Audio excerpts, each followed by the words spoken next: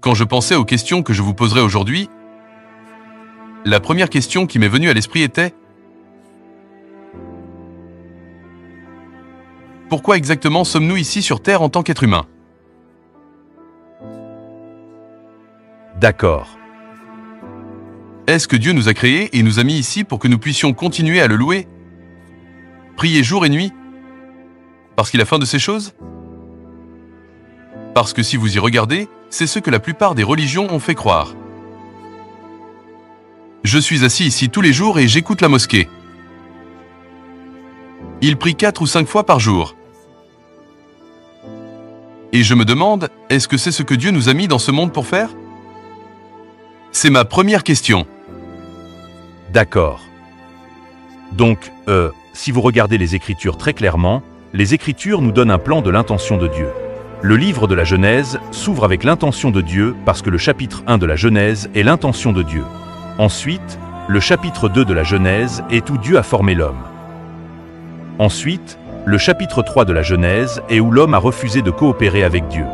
Ensuite, à partir du chapitre 3, Dieu commence à donner son plan pour ramener l'homme au plan original, qui est son intention dans le chapitre 1 et le chapitre 2 de la Genèse, une partie de cela. Maintenant, si vous lisez le livre de la Genèse chapitre 2, la Bible nous dit que Dieu a créé toutes choses et voici, c'était très bon. Ensuite, la Bible nous parle de Dieu et ne trouve pas un homme pour cultiver la terre. Donc, ce que Dieu voulait, c'était un homme sur la terre qui cultiverait la terre et faire que la terre obéisse à l'homme. Et faire pour que toute chose sur la planète soit soumise à l'homme. Parce que dans la Genèse 1, verset 26, Dieu dit qu'ils aient domination sur les poissons, sur les oiseaux. Donc, ils sont au-dessus de tout ce qui se déplace sur la terre. C'était le plan de Dieu pour l'homme. Dieu voulait que l'homme soit une autorité sur la terre pour qu'il puisse avoir une communion avec l'homme. Dieu a une communion avec l'homme et l'homme est capable d'exercer une autorité sur la terre au nom de Dieu. Donc, la communion était l'une des raisons. Numéro 2, pour que l'homme exerce une domination au nom de Dieu. Et puis numéro 3, pour le plaisir de Dieu. La Bible dit que tout a été créé pour ton bon plaisir. Tu as créé toutes choses, et c'est par ta volonté qu'elles existent et qu'elles ont été créées. Et puis enfin, pour que Dieu puisse avoir un allié sur la terre avec qui il interagit, parce que Dieu est un homme de famille. Il ne veut pas être seul. Il veut avoir une famille de personnes avec qui il interagit. C'est donc tout le but du plan de Dieu pour l'homme. Mais bien sûr, l'homme n'a pas coopéré avec Dieu parce que Dieu n'est pas un tyran. Il a offert à l'homme la vie et a offert à l'homme cette relation. Et l'homme a choisi de ne pas le faire. Donc, Dieu est allé, vous savez, annoncer à l'homme son plan dans le cas où l'homme ne coopérerait pas avec son plan. Et c'est là que la rédemption entre en jeu. Maintenant, en parlant de rédemption, quelqu'un m'a envoyé cette question particulière à poser ici. Et il dit: nous avons entendu plusieurs fois que Jésus-Christ a vaincu le diable il y a plus de 2000 ans. Si c'est le cas, pourquoi prions-nous encore contre le même diable tous les dimanches dans les églises? Et pourquoi le diable et sa légion d'anges attaquent-ils encore les gens alors qu'il a été vaincu? D'accord. Donc, d'abord, nous devons établir pourquoi le diable a même été vaincu en premier lieu. La chute de l'homme était une séparation d'avec Dieu. Une séparation, pas une extinction. Une séparation, parce que l'homme n'était pas en communion avec Dieu. Donc, l'homme ne pouvait pas exercer l'autorité que Dieu voulait pour l'homme. Par conséquent, cette séparation. Maintenant, dans cette séparation, le diable est devenu puissant et a pu gouverner l'homme, prendre le contrôle et simplement perturber l'humanité. Jésus est venu en tant qu'homme au nom de l'homme pour vaincre le diable. Le diable est vaincu. Jésus l'a désarmé il y a 2000 ans. Mais la Bible nous dit dans le livre d'Osée chapitre 4 verset 6, « Mon peuple est détruit faute de connaissance ». La Bible nous dit dans Isaïe chapitre 5, verset 13, « Mon peuple est parti en captivité parce qu'ils n'ont pas de connaissance ». Dans le livre de Jonas 2 verset 8, la Bible dit « Ceux qui s'attachent à de vaines idoles éloignent de la miséricorde ». Donc, la Bible nous dit dans Jean chapitre 10, « Le diable ne vient que pour voler, tuer et détruire ». La première épître de Jean dit que le diable a trompé le monde entier, ce qui signifie que l'arme du diable est l'ignorance. Et quand il y a ignorance, la tromperie entre en jeu. Maintenant, au milieu de ces deux armes, le diable continue de soumettre l'homme et de le soumettre à ses caprices. C'est pourquoi la connaissance de ce que Christ a fait et la connaissance de l'Évangile deviennent une arme dans la main d'un croyant pour garder le diable en permanence à cette place de défaite. Mais beaucoup de croyants n'ont pas cette connaissance. Beaucoup de croyants ne sont pas enseignés et un grand pourcentage de personnes qui vont à l'église vont pour des miracles. Ils vont pour la guérison. Ils voient Dieu comme un outil à utiliser pour, vous savez, arriver à un but. puisque je fais des affaires, ça ne marche pas. Puisque je lutte, et que ça ne marche pas, laissez-moi chercher quelqu'un qui peut faire marcher cela pour moi. Donc, ils viennent à Dieu pour cela. Mais vous n'êtes pas censé venir à Dieu pour que les choses marchent pour vous. Vous êtes censé venir à Dieu pour Dieu. Pour avoir une relation. Tout ce qui marche pour vous sera un sous-produit de cette relation. Donc, parce que ce que les gens cherchent n'est pas ce qui les mettra à une place de victoire et d'autorité sur Satan, ses démons et ses cohortes. Donc, ils cherchent les choses fausses. Donc, ils continuent de chercher, d'apprendre, et ne parviennent jamais à la connaissance de la vérité. C'est là que se trouve le dilemme. Croyez-vous à la réincarnation? Eh bien, la Bible n'enseigne pas la réincarnation. La réincarnation signifie que vous êtes mort et que vous êtes revenu. La Bible enseigne qu'il est réservé aux hommes de mourir une fois, après quoi vient le jugement. Il n'y a pas de réincarnation. Une fois qu'un homme meurt, il est parti. Vous savez, dans la tradition Igbo, nous croyons beaucoup à la réincarnation. Parce que selon certaines personnes, ils ont des preuves pour étayer ces croyances. Ou, une femme donne naissance à un enfant. L'enfant meurt et elle donne naissance à nouveau. L'enfant meurt à nouveau à plusieurs reprises. Et puis il donne à l'enfant une marque et l'enfant revient à nouveau à la même femme. L'enfant revient avec cette marque et cette fois-ci, l'enfant ne meurt pas. Et aussi parfois, il est également dit comment un grand homme est mort et est revenu en tant qu'enfant. Cet enfant se comporte exactement comme le grand homme qui est mort. Donc, c'est quelque chose qui est une croyance qui est populaire. Et la plupart des chrétiens croient en fait à cette réincarnation.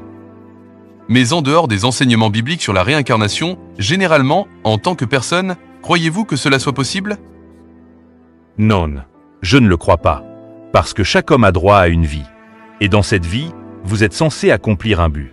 Et une fois que vous êtes parti, vous êtes parti.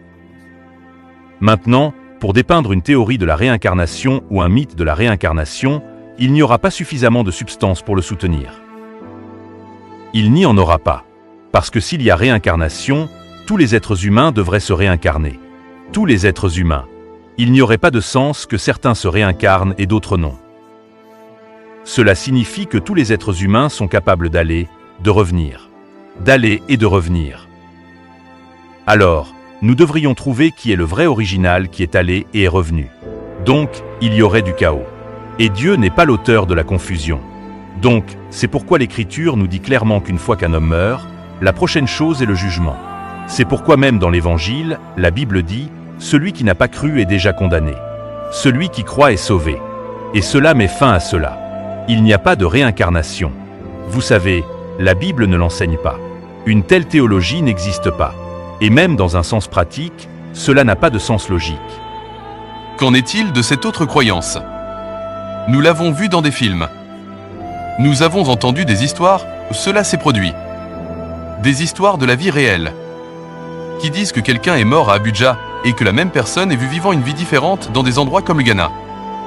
Dans un endroit éloigné, différent de celui où il est mort. Pensez-vous que cela soit possible? Ce n'est pas possible. Encore une fois, cela serait une autre forme de réincarnation. Ce n'est pas possible.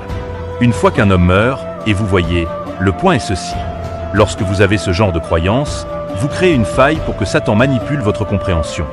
Et Satan peut manipuler les choses. Il peut profiter d'un système de croyances et créer des scénarios qui ressemblent à cela. Mais ce n'est pas ça. C'est pourquoi la vraie connaissance de Dieu expose l'obscurité, expose la tromperie et expose la duperie. Oui. Donc, quelqu'un ne peut pas mourir ici et réapparaître quelque part. Sauf s'il y a une manipulation où il a été fait pour ressembler à quelqu'un qui est mort. Vous savez, récemment, il y a quelques années, ils ont commencé à sortir avec une théorie de Hollywood selon laquelle Michael Jackson allait revenir.